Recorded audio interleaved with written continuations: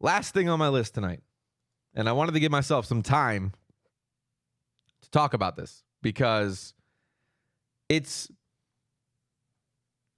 Pixie's still here, this is interesting to her, I think.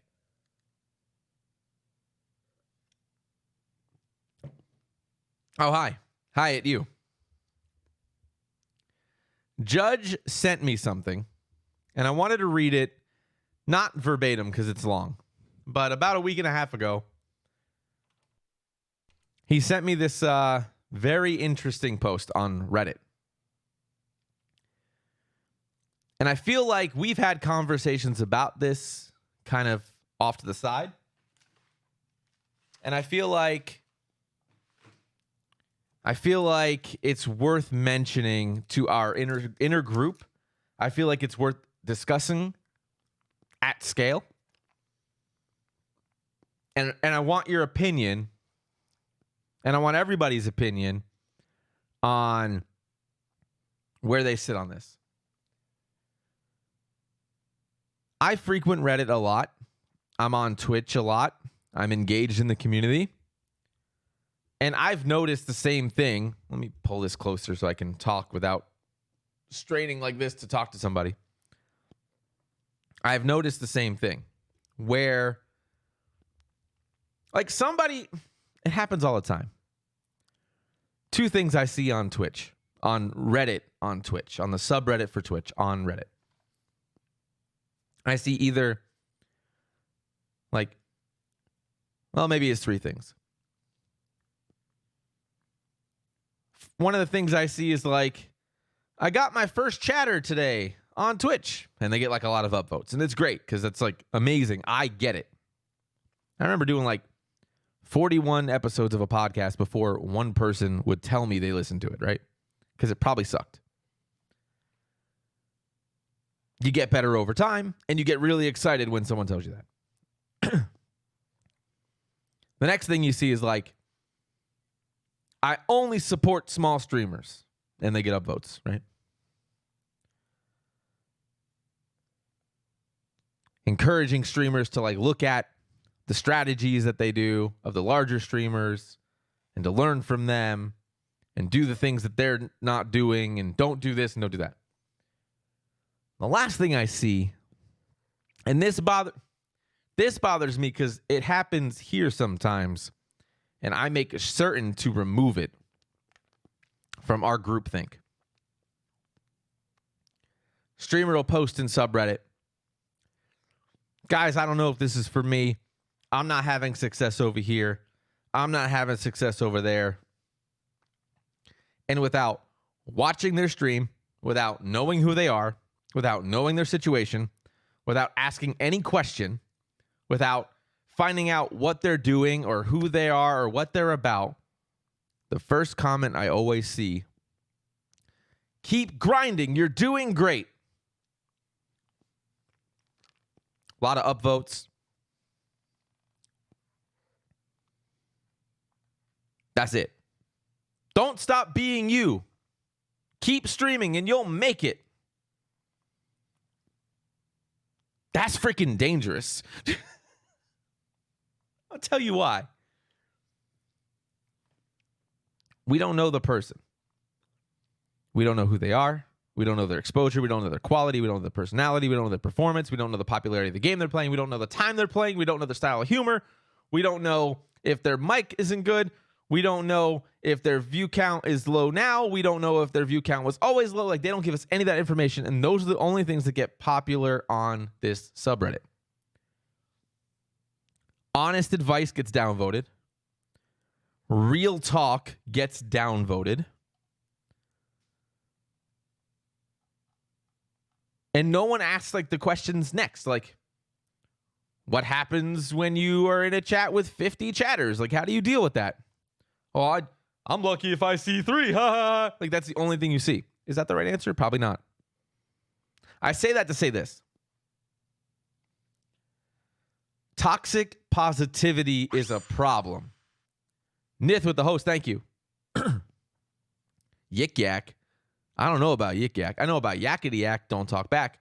I know about TikTok on the clock. I know about No, that's not the one. The other one, the Scooby-Doo with the running. I don't know. I don't know Yik Yak. Point being, I don't know Yik Yak. But the toxic positivity has never been something I'm around because I learned at a very early age in this that you need context to answer questions. Period. What's up, Nith? Yik Yak was an app. Oh, I remember that. I thought it was called something else. Maybe there was another app that did the same thing, where you could only read the post. You couldn't comment. You could only upvote and downvote. That was it. Toxic positivity had the upvote. Self-deprecating. Yeah, that got too many. Yeah. Mm-hmm. That's the problem. Because, I'll be real with everybody. And I can't answer half these questions that I get asked in, the Ambassador's Discord or anywhere else because I can't. It's not being inclusive. I think being inclusive is missing. Make sure everybody has a seat at the table, but make sure that everyone is aware of why they're sitting at the table. Right? Streaming is for everyone, but streaming is not for everyone. Right? Anybody can play basketball, but not everybody can play basketball. Right? It's just another outlet. It's just another vertical. It's just another genre. It's just another performance. It's just another thing. Everybody can be an actor on Broadway. Not everybody can be an actor on Broadway. How many people can actually be an actor on Broadway? Not many. It always bothers me when I see, don't stop hustling. Don't stop grinding. Don't stop what you're doing. Just because you're at the table doesn't mean it's not the detention table. Well, there's that too. You could be at the trouble table. I got your link, Pixie. I'm going to go read that. I think I remember hearing about this one. I don't think I had it. Maybe I covered it. I have no idea. And it opens the door because in my group, back on Mixer, we had that problem. We had that problem. People would come to me. I'd give them advice as a broadcaster, experienced broadcaster. And their first response to me when it was real, actual, I remember one of them, I won't mention names. One of them was coming to me about being stuck in talking on air, filling time. I said, okay, that's hard to do. It's hard. You're told in school all the time, stop talking. You're told at home when you're a kid, stop talking. If you're told that much to stop talking and then you have inner thought issues, it is hard to have that conversation out loud. I get it. I listened to the show. I said, okay, couple of things. And this was a web show on Mixer. So a couple of things. The biggest thing is way too much silence. And then in between that, it's, yeah, yeah. I was like, you have to stop doing that. It is funny once in a while. It is okay and understandable to have some silence. I get it. But it's not okay to continually do it. You're going to lose people. The first thing they said to me, they came to me for advice. I took 2 hours to provide context and feedback. The first thing they said, F you don't know what you're talking about. You're not even partner. Fatality. Okay. That's the last time I talked to that person.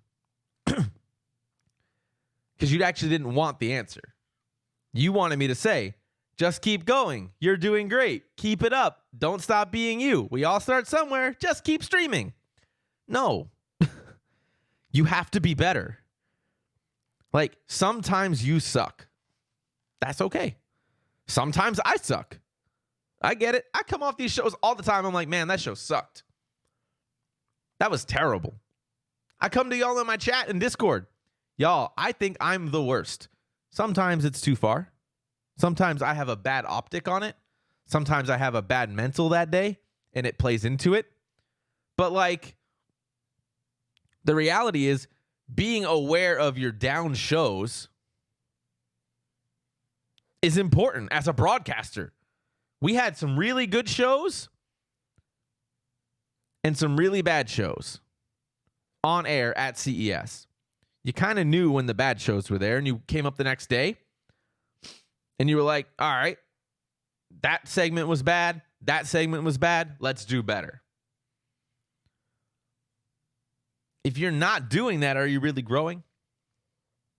If you're not doing that, are you really increasing your abilities? Are you practicing? What are you doing different? How do you continually evolve, grow, and interact? Are you cognizant of what's going on? And I think the reason I brought in, Pixie, your conversations, and I said I wanted your input here, is because I feel like we can align on the amount of people in our groups that are only looking for that, you're great, but like they can't handle the other side. But then if they can't handle the other side now, are they going to handle it later? Are they going to be able to deal with it later? I don't know.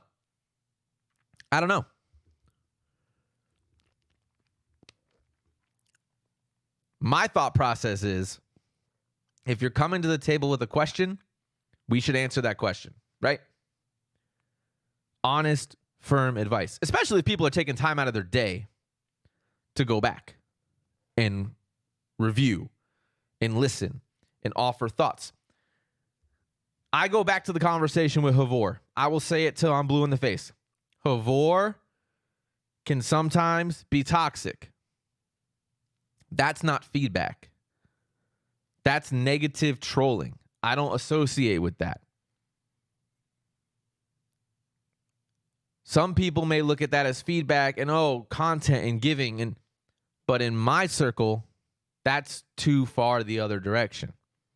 Now, at the same time, I don't want 100,000 people going, everything you do is perfect. No, I need Judge to come off to the side and be like, hey, that scene did not look right. I need Pixie to be like, hey, your mic was like buzzing or whatever it was. I need that from people. It's a little bit of both. Not to sound like a boomer, but is this an issue because of the participation trophy mentality? I think, and here's what's interesting. I think it's feedback. I mean, or here's a good feedback. Somebody, I won't mention names. Somebody on Saturday DM'd me during the show.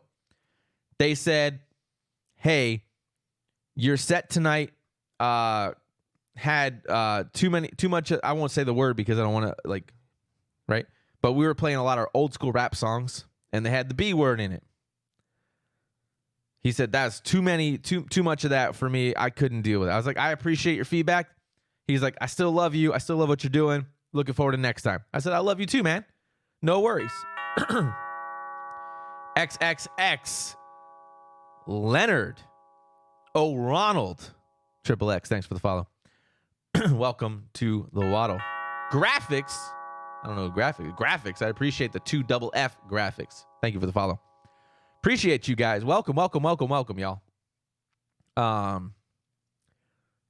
to a good start, I can see. So, I can appreciate that feedback all day long, right? That doesn't faze me. Knowing that, hey, this one wasn't for you, but the next one might be, or the next one might be. But constant